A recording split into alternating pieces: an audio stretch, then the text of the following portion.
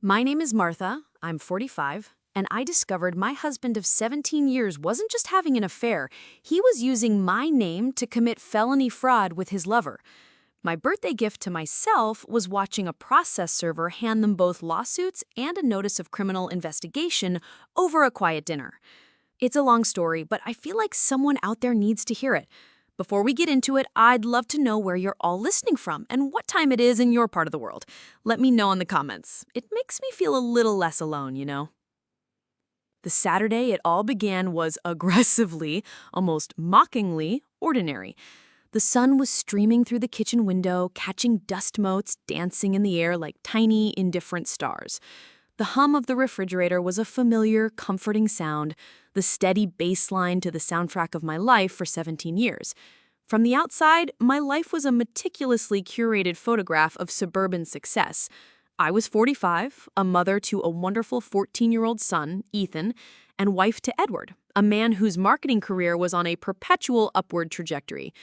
We had a beautiful home in a quiet, tree-lined neighborhood, the kind of place people move to for the good schools and the sense of safety. What that photograph didn't show was the cost. It didn't show the career I had shelved, the woman I had been before I became the support system for everyone else. I'd been a senior accountant at a prestigious firm, on the fast track to a promotion that would have made me a partner. I loved the clean logic of numbers, the satisfaction of making a complex balance sheet resolve to zero. But then Ethan came along, and Edward, with his gentle, persuasive logic, had convinced me to step back. It was, "I'm making enough for all of us," he said, his voice a warm, reasonable caress. "You can focus on being a mom. We can build this life together. You won't have to worry about a thing." I believed him. I traded my power suits for yoga pants and my ambition for PTA meetings. I told myself it was a choice, a noble sacrifice. I had not yet learned that a sacrifice is only noble if it is seen and valued. Edward's home office was my weekend battleground. He was a whirlwind of creative energy, which was a polite way of saying he was a hurricane of chaos. Papers, coffee cups, and half-finished projects littered every surface. I didn't mind, usually. Cleaning it was my small, silent contribution to his success, a way of smoothing his path, of bringing order to his world so he could focus on conquering his own. That day, a stack of binders on his desk slid sideways with a soft thump, and one of the drawers, which was always slightly ajar, jammed shut. I sighed, a familiar puff of exasperation, and knelt to jiggle it. It was an old oak desk, a heavy, substantial piece we'd bought together at an antique fair in our first year of marriage, back when our future felt like a wide-open, sunlit field. It was a symbol of our shared history. After a bit of wiggling, the drawer popped open with a groan. Tucked in the very back, beneath a stack of old tax returns I had prepared years ago, was a sleek, navy blue travel folder. I frowned. We hadn't planned any trips. My first thought, a hopeful little flutter in my chest, was that it was a surprise. Our 18th anniversary was coming up. Maybe he'd finally listened to my not-so-subtle hints, the travel magazines left open on the coffee table. Maybe he remembered the dream.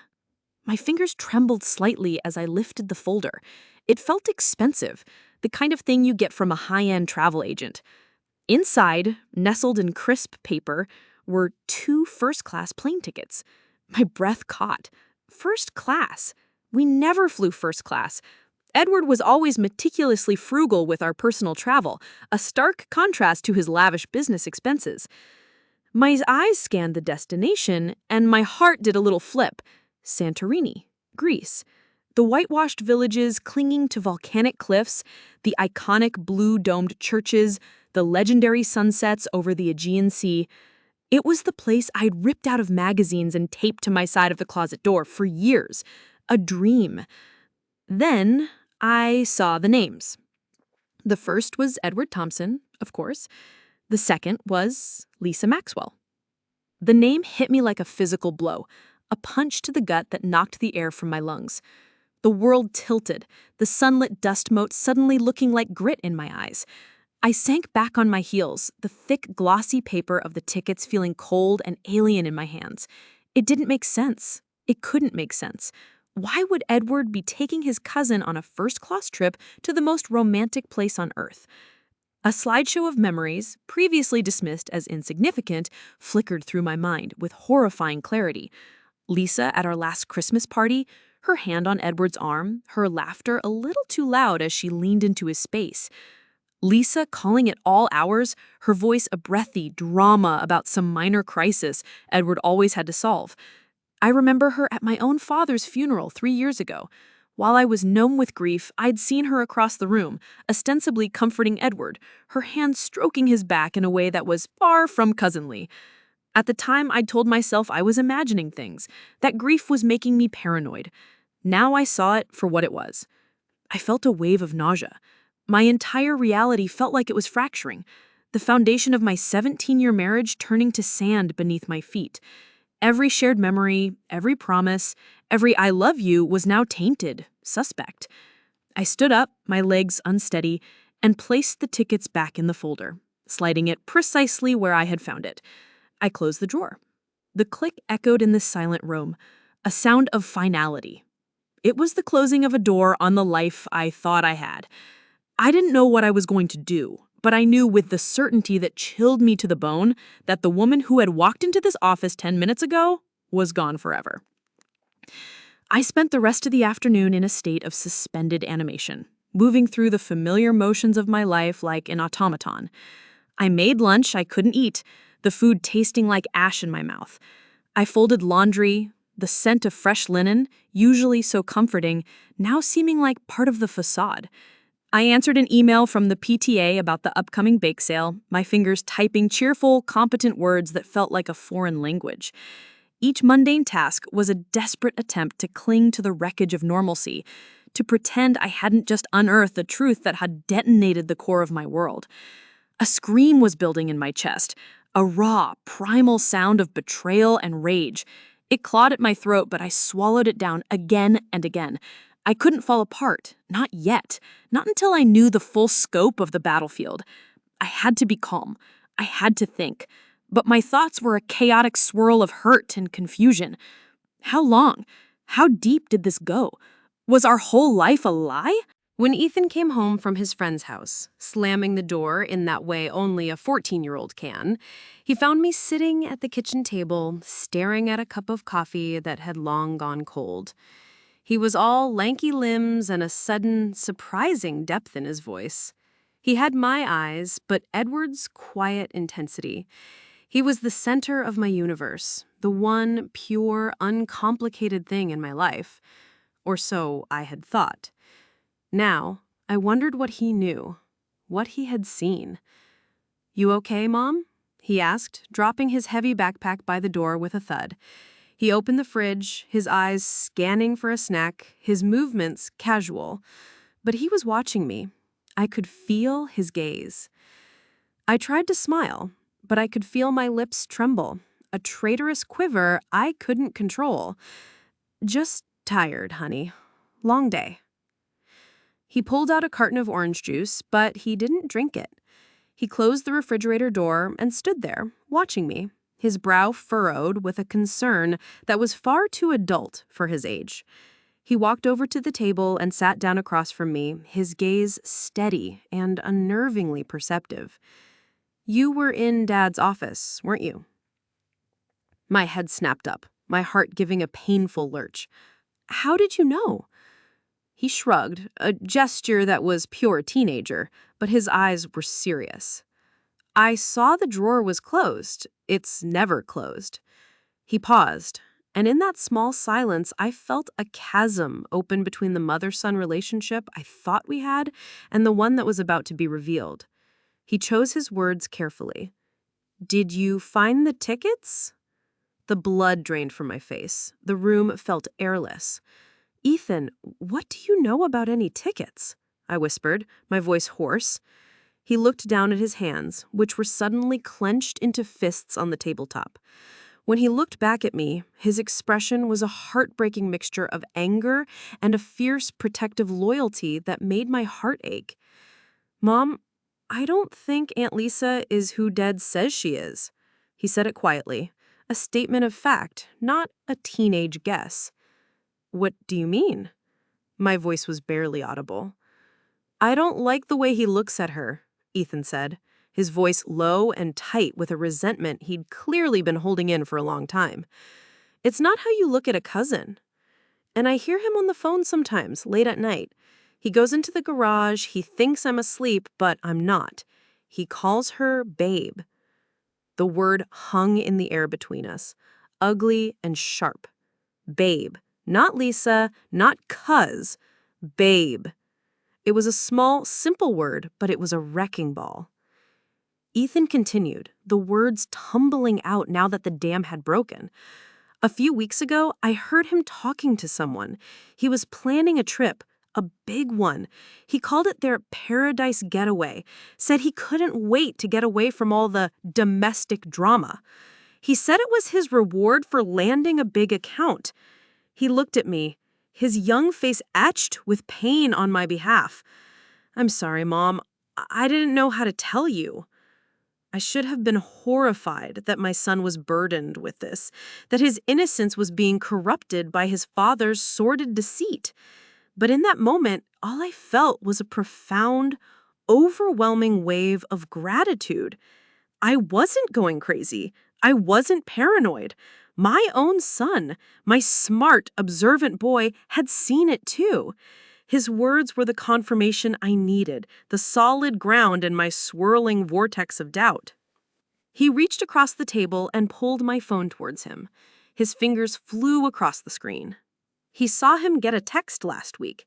He left his phone on the counter when he went to the shower. I took a picture of it. He turns the phone around. The image was slightly blurry, taken in haste, but the words were clear. It was a message from a number labeled LM. The picture was a stunning beach, whitewashed buildings clinging to cliffs above a turquoise sea. Santorini. Beneath it, a single line of text. Can't wait to finally be here with you, away from everything. There it was, irrefutable. The dream he was building with her was the one he had stolen from me.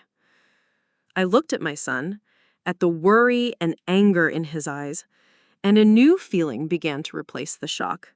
A cold, hard resolve. This wasn't just about me anymore. This was about the home I had built for my son, the values I had tried to instill in him. I would not let Edward's lies poison everything we had. I said, "Thank you for telling me, Ethan. You were very brave to do that." He just nodded, his relief palpable.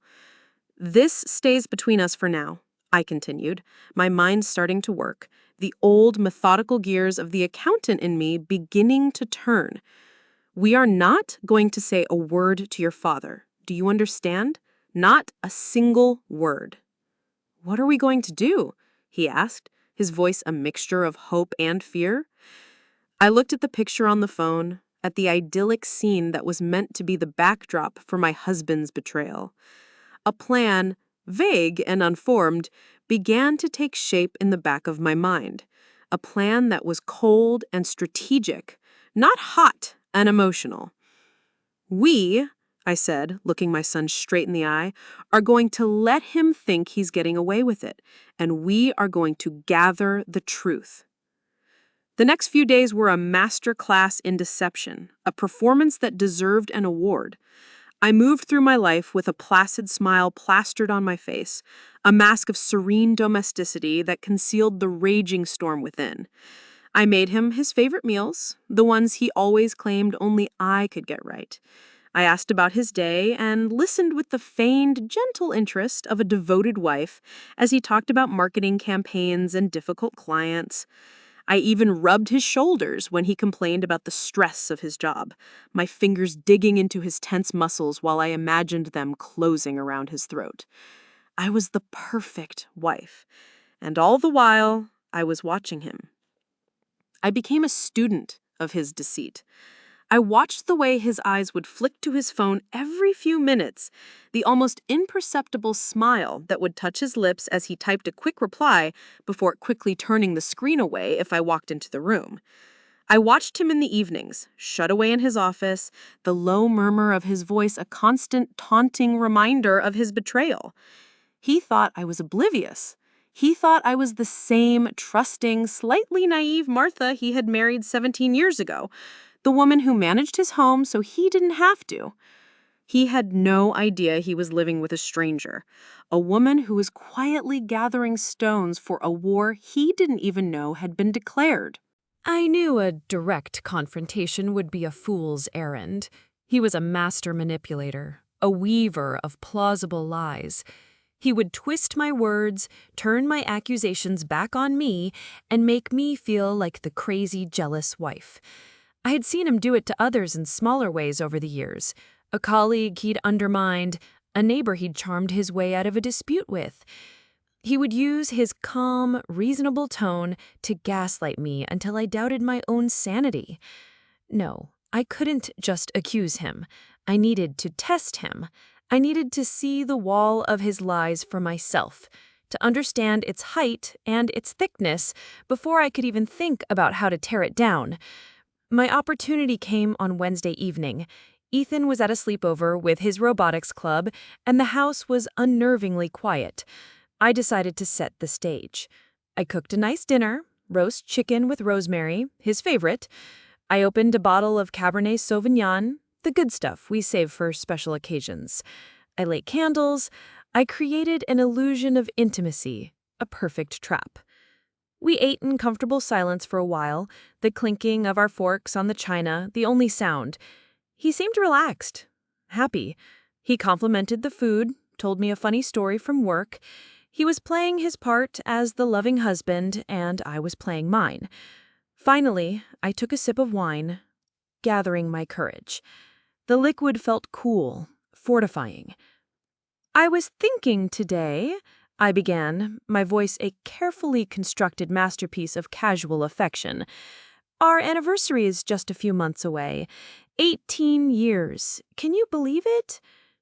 He smiled, a warm, convincing smile that didn't quite reach his eyes.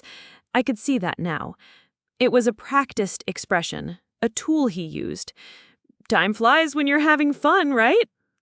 "It does," I said, letting myself sound a little wistful. "And I was thinking, we haven't taken a real vacation, just the two of us, in years. Not since before my father's funeral. Life just gets in the way. Maybe we could go somewhere special. Just us." I leaned forward slightly, my expression open and hopeful. Maybe we could finally go to Greece." I watched his face like a hawk. For a split second, a flicker of pure animal panic crossed his features. His smile tightened at the corners. His fork halfway to his mouth stilled. His eyes darted away from mine for a fraction of a second before he forced them back. It was there and gone in an instant, but I saw it. I had hit a nerve. He recovered quickly, letting out a short, dismissive laugh that sounded painfully forced. "Greece? Martha, be serious. You know how insane things are at work right now. I'm trying to land the new telecom account. It's a monster. A trip like that is the last thing I can think about." "But it's months away, Edward," I pressed gently, playing the part of the slightly disappointed but understanding wife. "We could plan for it. It would give us something to look forward to." His irritation was more obvious now, a slight edge to his voice. His jaw tightened. "It's not just the time, it's the money. You know that. A trip to Greece, first class like you'd want, would be a fortune. We have to be responsible. We have to think about Ethan's college fund. That's the priority." The hypocrisy was so staggering, so profoundly insulting, that it almost made me laugh out loud. He was lecturing me about responsibility. He was using our son's future, the future I had sacrificed my career for, as a shield to protect his affair. He was sitting there, lying to my face about the very trip he had already planned with another woman, using our money. He reached across the table and patted my hand. His touch felt like a spider crawling on my skin. It was a gesture of placation, of dismissal. I know, honey, and it would be nice, but now's just not the right time. The market is volatile, my salary is good, but my bonuses are tied to performance. We need to be smart. Maybe next year. I promise. It was a lie. A bald-faced, patronizing lie. He looked me straight in the eye and lied without a flicker of hesitation. He saw me not as my partner, my equal, but as an obstacle to be managed, a child to be placated with empty promises. That was the moment the last vestiges of my love for him died. It wasn't a dramatic, fiery death. It was a quiet, cold extinguishment, leaving nothing but ash and a chilling clarity. I had my answer. The man I had married was gone, replaced by this stranger, this hollow man and a shell of false sincerity. I pulled my hand away slowly and gave him a small, sad smile. Okay, Edward, I understand. You're right, of course. He visibly relaxed, the tension leaving his shoulders. He believed he had successfully navigated another one of his wife's silly, emotional whims. He went back to his chicken, chatting about his day, completely oblivious to the fact that he had just declared war. I sat there, sipping my wine, my mind cold and clear as ice. He thought this was a conversation about a vacation. He had no idea it was his last supper. If he wanted to play a game of chess, I would play. But I wouldn't be playing for a draw. I would be playing to win. The conversation with Edward was the final, brutal confirmation I needed. The line had been drawn. He had built a wall of lies around his secret life, and I knew that screaming at it would do nothing but leave me with a raw throat and a broken heart. He would deny, deflect, and gaslight me into oblivion. My past life as an accountant taught me one thing. Feelings were fleeting, emotions could be manipulated, but evidence was forever. I needed proof. Hard, undeniable proof that would leave him with no room to wiggle, no space to lie. I needed to dismantle his wall brick by brick. My first move was to conquer his digital fortress, his laptop. For 17 years, I had respected his privacy, believing it was a cornerstone of a healthy marriage. That respect now felt like a fool's luxury, a self-imposed blindness I could no longer afford. That night, after he was sound asleep, his soft snores a rhythmic, infuriating counterpoint to my racing heart, I crept into his office. The room was dark, illuminated only by the faint, silvery glow of the streetlights outside. I sat in his expensive leather chair, the one he was so proud of, and the cool material felt like a jolt against my skin. I lifted the lid of his laptop. My fingers hovered over the keyboard. The login screen glowed back at me, demanding a password. I felt a surge of panic. What if I couldn't get in? I tried the obvious ones first, a sad litany of our shared life, our anniversary date, Ethan's birthday, the name of our first pet, a golden retriever named Sam. Access denied. Access denied. Access denied. Each rejection was a small, sharp sting, a confirmation of how far he had walled me out of his real life. My heart sank, but then I remembered something. A few months ago, he'd been complaining about having to change his work passwords constantly. He'd scribbled something on a yellow sticky note and tucked it under his desk blotter, muttering, "So I don't forget my own damn life." At the time, I'd felt a pang of sympathy for his stress. Now the memory felt like a clue. My hands trembled as I carefully lifted the corner of the heavy leather blotter. My breath caught in my throat. There it was, a single yellow sticky note with a string of letters and numbers scrawled in his familiar, impatient handwriting. S4 Torney 23. The audacity of it, the sheer insulting arrogance stole my breath. He was using the name of his planned romantic getaway with his mistress as the password to the very device he used to orchestrate his betrayal. It was a level of carelessness born from absolute certainty that I would never, ever look. He didn't just think I was trusting, he thought I was stupid. That single word on a sticky note fueled my resolve more than anything else had. I typed it in. The screen unlocked, opening up his world to me. I felt a pang of guilt, a lifetime of respecting boundaries warring with my desperate need for the truth. But what was more sacred? His digital privacy or our marriage vows? The choice was easy. I started with his email. I created a filter to search for any messages from or mentioning Lisa. The results flooded the screen, a digital tidal wave of deceit. Hundreds of them. Emails going back years. I began to read, my stomach churning with each click. There were flight confirmations for business trips to Chicago, Miami, and San Francisco, trips I now realized were romantic getaways. Hotel reservations for suites with king bed seats and city views, links to restaurants with candlelit tables for two. They talked about everything from mundane work complaints to intimate details of their plans. They even had nicknames for me. The warden, he called me in one email, complaining that I was asking too many questions about his expense reports. The ball and chain, she'd replied, followed by a winking emoji. They were laughing at me. The words blurred through my tears, but I wasn't just crying from hurt. I was crying from rage. I meticulously saved every incriminating email to a hidden folder on a USB drive I'd bought that afternoon at a pharmacy, paying in cash.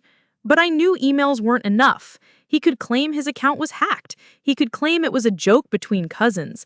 I needed something more. I needed to see them. I needed to hear them. The idea came to me as I was reading an email where he told Lisa he'd pick her up after his boring client dinner on Friday. He was always in his car, a space he considered his private kingdom. It was time to invade it. The next morning, after Edward left for work, I sat at my own computer and typed "discrete dashboard camera with audio" into the search bar. I spent 2 hours researching, reading reviews, and watching installation videos. I needed one that was small, that recorded high-quality audio and video, and that could be powered directly from the car's internal system so I wouldn't have to worry about batteries dying at a crucial moment. I found the perfect one, paid for expedited shipping, and felt a grim sense of accomplishment. The camera arrived 2 days later in a plain brown box as promised. That evening, I told Edward I was going to a late-night yoga class, a new hobby he'd barely registered. Instead, I drove to a deserted corner of a nearby supermarket parking lot, the vast, empty space lit by humming orange lamps. With the help of a YouTube tutorial on my phone and a small toolkit from the garage, I installed the tiny camera myself. It was tucked away behind the rearview mirror, a tiny black lens almost invisible from the driver's seat. I ran the thin wire along the headliner and down the side pillar, plugging it into a port I never even knew existed. My hands were smudged with dust and I'd broken a nail, but I didn't care. As I sat back in the driver's seat, the engine off, the silence of the parking lot pressing in on me, I felt a profound shift within myself. This was not the act of a victim. This was not the action of a heartbroken wife. This was the cold, calculated move of an opponent in a high-stakes game. I was no longer just reacting to his betrayal. I was actively hunting for the truth. I had become a reluctant detective in the wreckage of my own life, and I wouldn't stop until I had uncovered every last lie. Driving home that night, the quiet hum of the engine sounded different. It sounded like the beginning of the end. The dashcam was a silent, unblinking witness in the heart of my husband's secret life. Every evening, my new ritual began after he was sound asleep. I would creep into the garage, my heart pounding with a mixture of dread and grim determination, and retrieve the small memory card. It felt like handling a tiny digital bomb. Back in the safety of my own office, I would slip it into my laptop and watch the day's recordings. The first few days were agonizingly mundane. Him driving to work, listening to the news, taking calls from clients about marketing strategies and quarterly reports. The sheer normality of it was almost as painful as the betrayal itself. How could he compartmentalize so completely? How could he be this ordinary man in the car and a monster in his heart? But then, on Friday, my patience paid off. The jackpot. I watched the screen as he pulled away from his office building, telling me on the phone that he was heading to a dreadful dinner with the guys from accounting. His voice was laced with theatrical weariness. "I'll be late, honey. Don't wait up." The lie was so smooth, so practiced. 10 minutes later, he pulled into a quiet residential street, the kind with manicured lawns and identical houses, and a familiar figure got into the passenger seat. Lisa. She slid in, bringing with her a cloud of expensive perfume that I could almost smell through the screen. "God, I thought you'd never get here," she said, her voice breathy and impatient. She leaned over and gave him a long, lingering kiss. It wasn't the peck on the cheek of a cousin, it was the deep, intimate, proprietary kiss of a lover. My hand flew to my mouth, stifling a sob that was half pain, half rage. Seeing it, hearing it, was 1,000 times worse than imagining it. It made everything real in a visceral, sickening way. "The warden was asking questions again," Edward said, his voice dripping with annoyance he never used with me. The warden. That's what he called me. The keeper of his cage. "She's getting suspicious about our finances." "Let her," said Lisa with a dismissive hand of her hand. Her nails were long and perfectly manicured, a stark red against the dark interior of the car. "After Santorini, we can start making our real plans. A clean break." I kept watching, my knuckles white as I gripped the edge of my laptop. They drove to a fancy Italian restaurant downtown, the kind he always claimed was too stuffy and overpriced for him. But it was what he said as they were getting out of the car that made the hair on my arms stand up. "Don't worry about the bill," he told her, his voice low and conspiratorial. "The final payment from the LM Consulting project just cleared this morning. We're flush." LM Consulting. The name meant nothing to me, but his tone told me it was important. I replayed the audio clip 3 times, the name searing itself into my brain. LM. Lisa Maxwell. It had to be. This wasn't just an affair funded by his salary, this was something else. This was a business.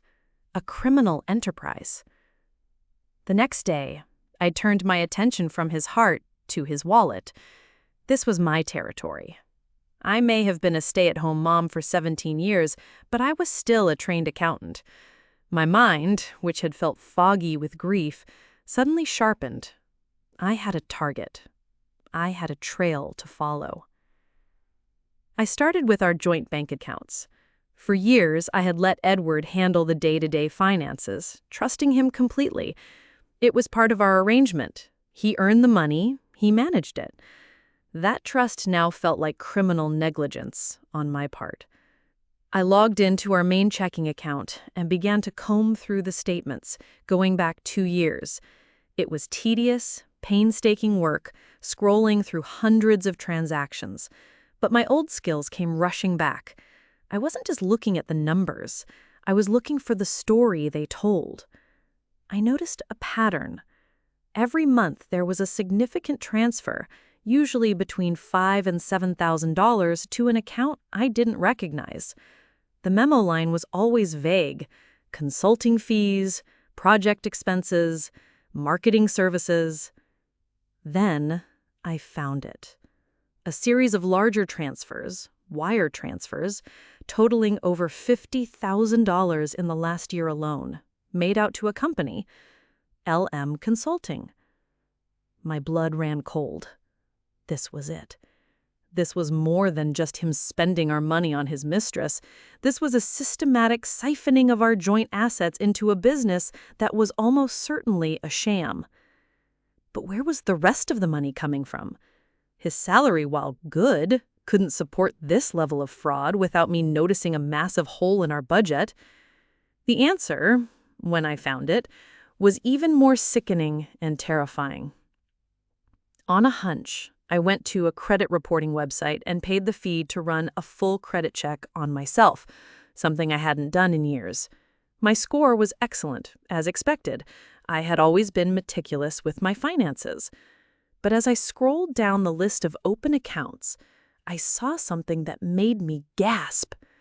A business line of credit for $50,000 opened 8 months ago with a major national bank. A bank we didn't even use. The primary name on the account? Martha Thompson.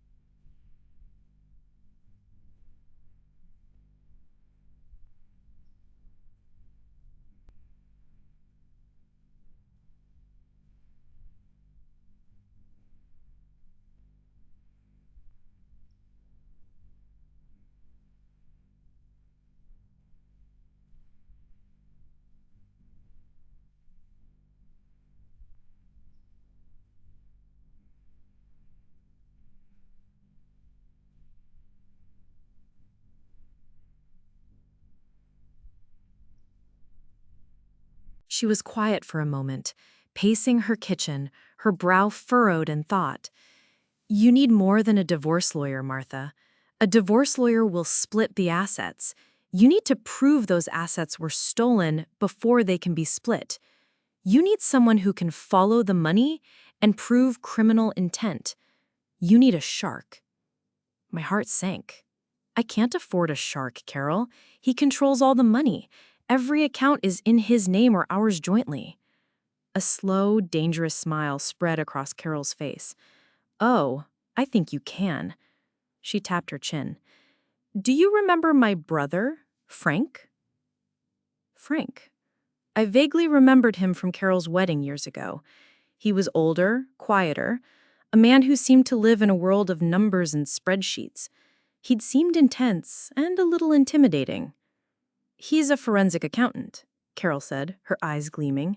He spent 30 years at the IRS, in the Criminal Investigation Division. He chased down corporate tax cheats and white-collar criminals for a living.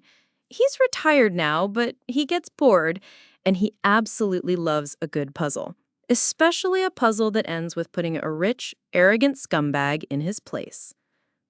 An hour later, I was sitting in Frank's study.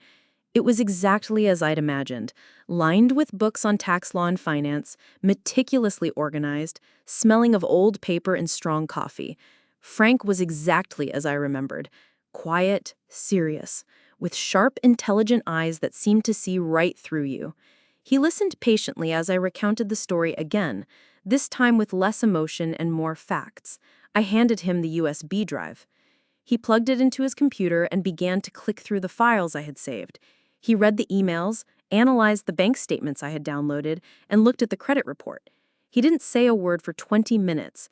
The only sound was the quiet, methodical clicking of his mouse. Finally, he leaned back in his chair and looked at me over the top of his reading glasses. He's sloppy, Frank said, his first words. It wasn't the reaction I expected. Sloppy? Very. He pointed at the screen. He used a company with his girlfriend's initials. A rookie mistake. He transferred money from a joint account directly, creating a clear paper trail. He used a consumer credit line for a fake business, which is a violation of the bank's terms and an easy flag for fraud. He thought you weren't looking. No one was. Arrogant. These guys are always arrogant. He took off his glasses and rubbed his eyes, a gesture of weary familiarity.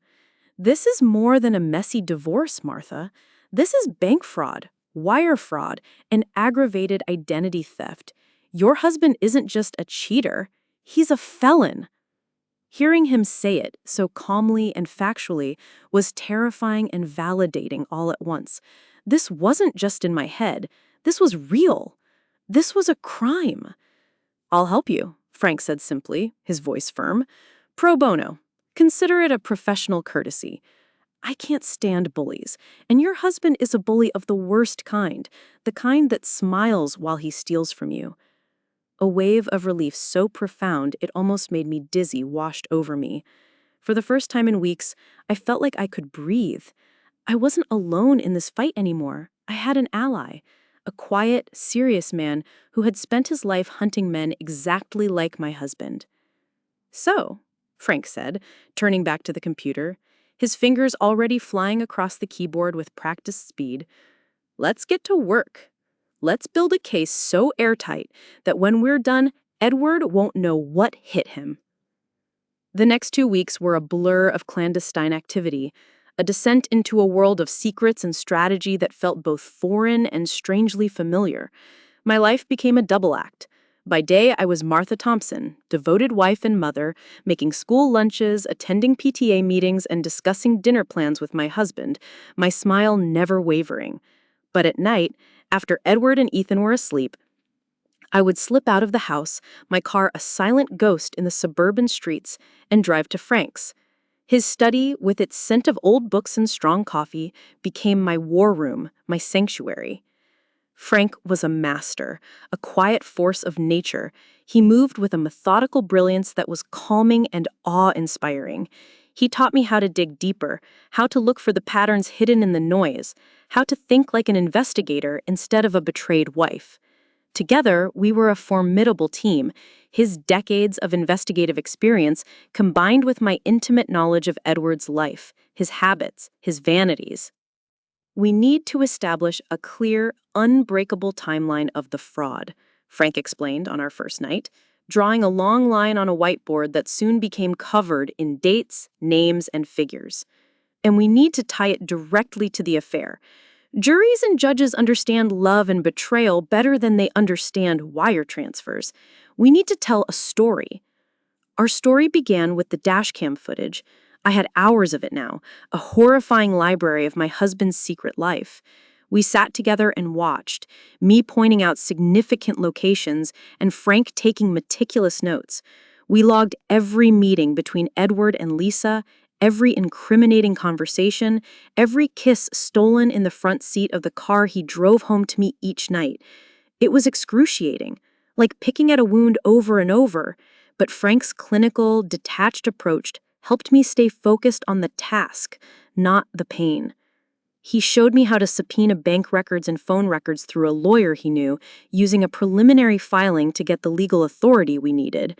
The phone records were a goldmine, a stark digital testament to his years of lies. They showed thousands of calls and texts between Edward and Lisa, often late at night, on weekends, even on our anniversary and my birthday. We cross-referenced the calls with his credit card statements, matching a call to Lisa with a charge for a hotel room in a city he was supposedly visiting for a solo business trip. The financial investigation was even more damning. Frank helped me piece together the puzzle of LM Consulting. It was, as we suspected, a classic shell corporation. Using public records databases, we found its incorporation documents. It had no employees, no clients other than Edward's transfers, and no actual business address, just a P.O. box at a mail-and-ship store. Its sole purpose was to launder our family's money into Lisa's pockets. The deepest cut, the one that solidified the criminal case, came when we uncovered the full extent of the identity theft. Edward hadn't just opened one line of credit in my name, he had opened 3. He had also applied for 2 high-limit credit cards. He had been using my pristine credit history, which I had carefully built since I was 18, as his personal piggy bank. The total amount he had fraudulently accessed under my name was just over $90,000. He was building a nest egg, Frank said grimly one night, pointing to a series of large cash withdrawals from one of the fraudulent accounts, all made from an ATM near Lisa's apartment. He and the girlfriend were planning to drain the accounts, default on the loans he took out in your name, and disappear to Santorini, leaving you with the wreckage and the debt. You'd be fighting with banks for years to clear your name. The cold-bloodedness of it was breathtaking. He had been planning to utterly destroy me, financially and emotionally, and then simply walk away into the sunset with his mistress. During our late-night sessions, while sifting through an old, archived folder on his laptop labeled Personal, I found something else. It was a series of emails Edward had exchanged with a college friend years ago, right around the time the affair must have started. "I feel trapped, man," he wrote in one email. "Same house, same wife, same boring suburban life. I'm 40 years old and I feel like my life is already over. Is this all there is? Remember when we talked about sailing around the world? Feels like a different lifetime." In another, after he had obviously met Lisa, he wrote, "I met someone. She's incredible. She makes me feel alive, you know? Like I'm 25 again. It's complicated, but for the first time in years, I feel like there's a reason to get up in the morning. A reason to aim for more than just a bigger salary and a nicer lawn." I showed the emails to Frank, my hands shaking with a new kind of rage. "Does this help us?"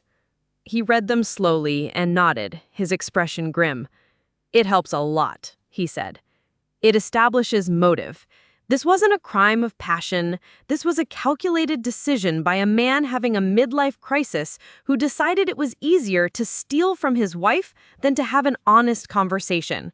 It paints a picture of a weak, selfish man looking for an easy way out. It demolishes any argument that he was just a fool in love. This was planned. Juries hate that. It was strange. Reading those words didn't make me feel sorry for him. It made me despise him even more. He hadn't been driven to this by some great tragedy or unbearable suffering. He had been driven to it by boredom. He was willing to demolish his family, his wife, and his son's security, all because he was bored and wanted to feel 25 again. He had looked at the life I had sacrificed my career to help him build, the life centered around our son, and called it a trap. After 2 weeks of relentless work, we had it. A fortress of evidence.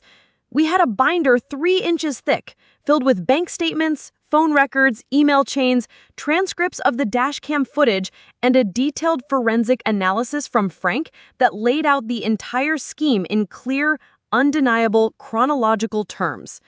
I looked at the binder sitting on Frank's desk. It was the story of the last several years of my life told in numbers and receipts and lies. It was ugly and painful, but it was also the key to my freedom. "So what's next?" I asked Frank, my voice barely a whisper. He looked at me, a rare small smile on his face. "Next," he said, closing the binder with a satisfying thud, "we hire the best damn divorce lawyer in the state, and we go on the offensive." The days leading up to my birthday were the longest of my life. I was a bundle of nerves and adrenaline, living on a knife's edge. I spoke with Mrs. Davies and Frank daily, finalizing every last detail of the plan. I sat down with Ethan and explained the basics. I told him that I was taking legal action and that things were going to change very soon, that a man would be coming to the house during dinner. I didn't give him all the ugly details of the fraud, but I assured him that we would be okay, that I was taking control. His response was simple and unwavering. Good. He deserves it. His strength was my anchor. On the morning of my 45th birthday, I woke up feeling strangely calm, a stillness in the eye of the hurricane. The storm was about to break. Edward gave me a beautiful, expensive necklace, a string of delicate sapphires. It felt like a bribe, a piece of blood money, and I had to fight the urge to throw it back in his face. Instead, I smiled, my eyes meeting his in the mirror. "It's beautiful, Edward. Thank you." I allowed him to fasten it around my neck, his fingers cool against my skin. I spent the day cooking. I made his favorite roast, garlic mashed potatoes, and a rich dark chocolate cake from scratch. The house filled with the aroma of a happy, celebratory meal. It was a feast for a condemnation. As I set the table for 4, my hands were perfectly steady. I was no longer a victim waiting for the next blow to fall. I was the architect of my own justice. Each plate, each fork, each wine glass was a move on the chessboard, and I was just a few hours away from saying, checkmate. They arrived at 7 o'clock sharp. Edward, looking relaxed and handsome in a cashmere sweater that I bought him for Christmas, and Lisa wearing a chic black dress that was a little too low-cut for a family dinner, carrying a ridiculously expensive bottle of champagne. She handed it to me with a brilliant, practiced smile.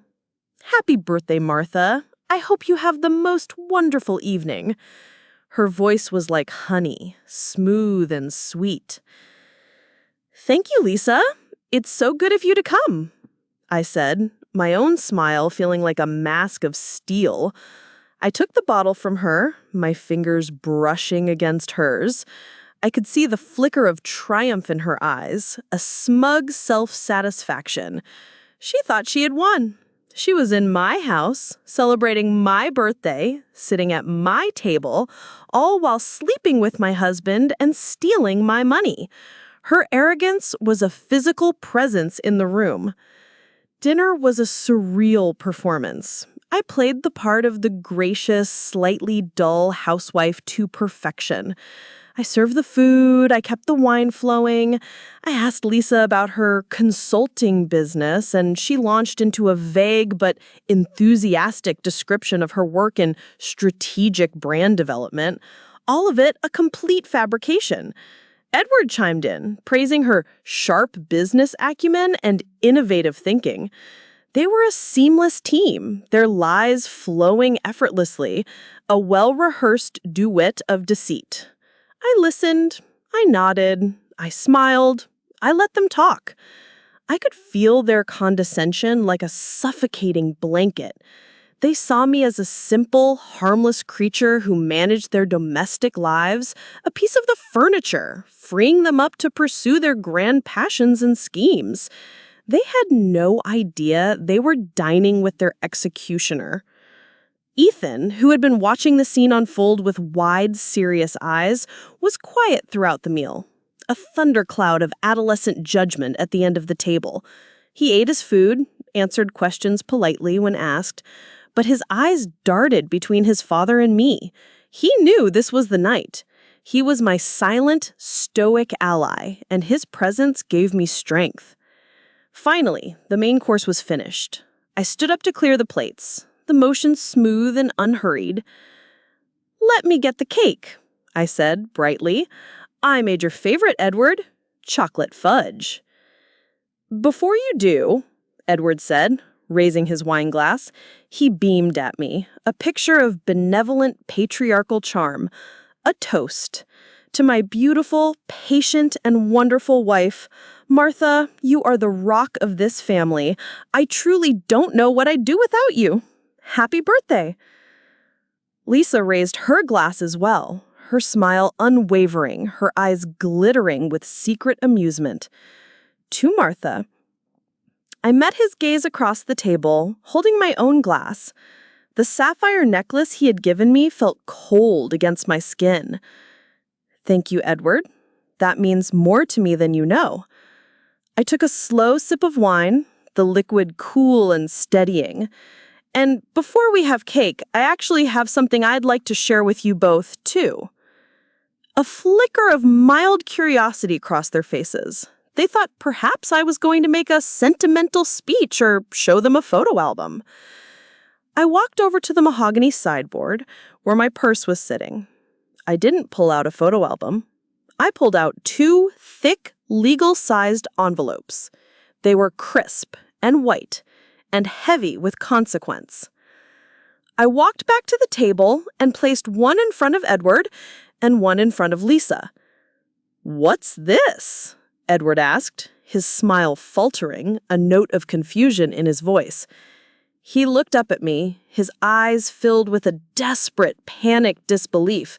"This is insane. It's some kind of horrible mistake." "Is it?"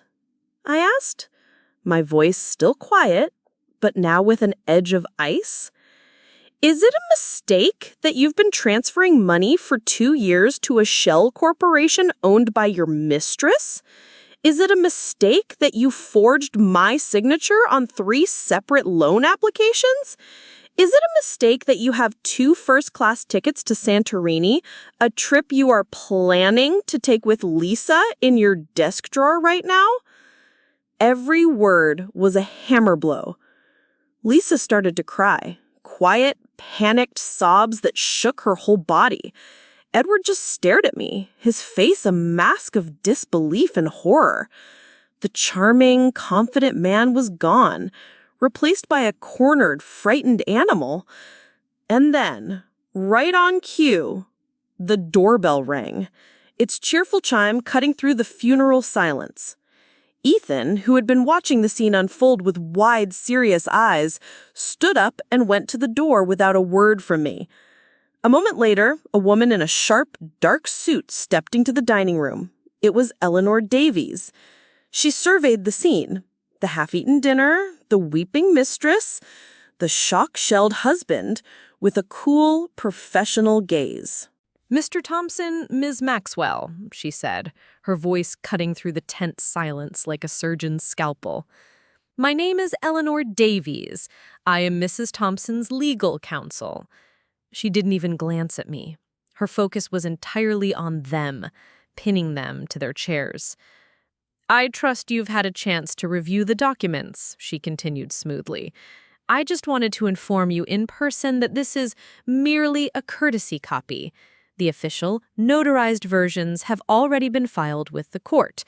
Furthermore, she paused, letting the weight of her next words sink in, a full copy of our evidence binder, including bank records, video surveillance, and a forensic accounting report, was delivered by courier to the district attorney's office an hour ago.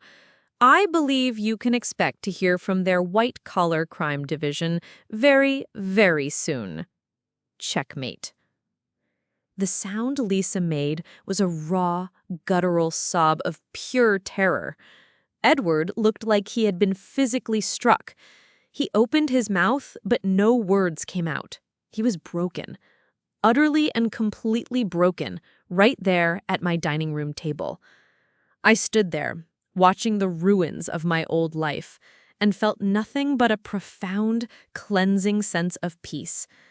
The curtain had fallen on their long-running play, and the final act was mine. The aftermath was not a fiery explosion, but a swift and silent collapse. Faced with the mountain of irrefutable evidence, meticulously organized and legally presented, Edward and Lisa's defenses crumbled before they were even built. The district attorney's office, presented with a case that was already gift-wrapped by Frank and Mrs. Davies, moved quickly. The threat of a public, humiliating trial and years in prison was a powerful motivator. There was no dramatic trial. Their high-priced lawyers, after one look at our evidence binder, saw the hopelessness of their situation and immediately pushed for a plea bargain. They pleaded guilty to multiple counts of wire fraud and aggravated identity theft.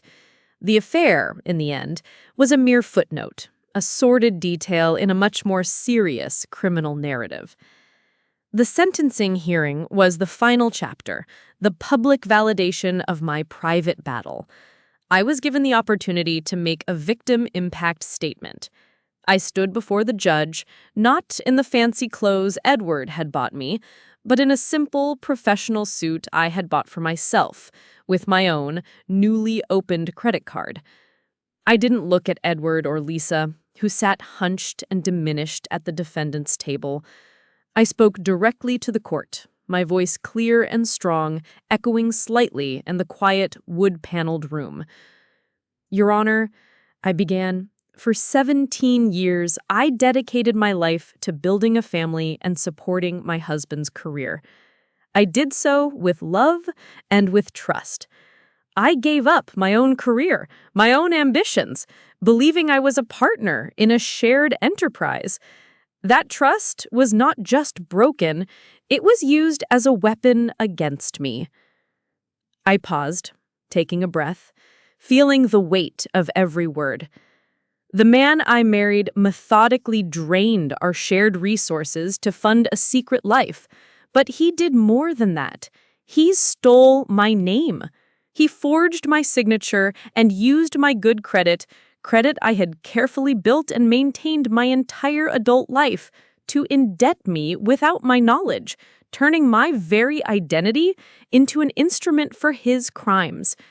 He planned to leave me in financial ruin, with my name and reputation destroyed, while he fled to a new life built on a foundation of lies.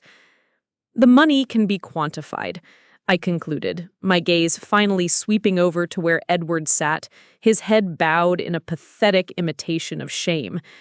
It's the theft of 17 years of my life, of my belief in the person I loved, that is immeasurable. Today, I am not here asking for revenge. I am here to reclaim what is mine. Not the money, my name, my dignity, and my future. When I finished, the courtroom was silent. The judge, a stern-looking woman with kind eyes, looked at me with what I thought was a flicker of profound respect. She sentenced them both to 5 years of probation, 200 hours of community service, and ordered full restitution of the $90,000, plus interest and all of my legal fees. Lisa faced additional federal charges for her role in the scheme. In the divorce settlement, which was swift and uncontested, I was awarded the house, the remaining legitimate assets, and my full pension rights. It was a total, unequivocal victory. Life after the storm was quiet. The first few months were about adjustment, about learning to live in a house that was suddenly, blessedly silent. There were no more late-night whispers from the office, no more phones being hastily hidden, no more undercurrents of lies. There was just peace. A clean, quiet, empty space that was all my own. Ethan was my rock. He helped me pack up Edward's things into boxes, a quiet, cathartic ritual of reclaiming our space. We didn't talk much as we did it, but the shared purpose was a comfort. We were a team. We talked more in those months than we had in years, not just about the big things, but about everything: school, friends, movies, his dreams for the future. Our bond, forged in the fire of his father's betrayal, became the foundation of my new life. With the settlement money, I paid off the fraudulent debts and invested the rest with a financial advisor recommended by Frank. But I knew I couldn't just live off that. I needed something of my own, something that I had built. The skills I had packed away 17 years ago were still there, just a little rusty. I started small. I took a refresher course in accounting online. I reconnected with a few old colleagues who were shocked but supportive. I began helping friends with their taxes, then small local businesses with their bookkeeping. The work felt good. It felt right. The clean logic of numbers, the satisfaction of bringing order to chaos, it was like coming home to a part of myself I had forgotten existed. 1 year after that fateful birthday dinner, I was sitting in my home office, the same room where I had discovered the tickets, now repainted in a calm, hopeful shade of blue. I was working on a financial plan for a new client, a single mother starting her own catering business. The work was challenging and fulfilling. I was helping another woman build her independence. A small, elegant sign sat on my desk. It read, "Martha Thompson, Personal Financial Consulting." Ethan, now 15, taller and more confident than ever, came in with a mug of coffee for me. He smiled. "How's it going, boss?"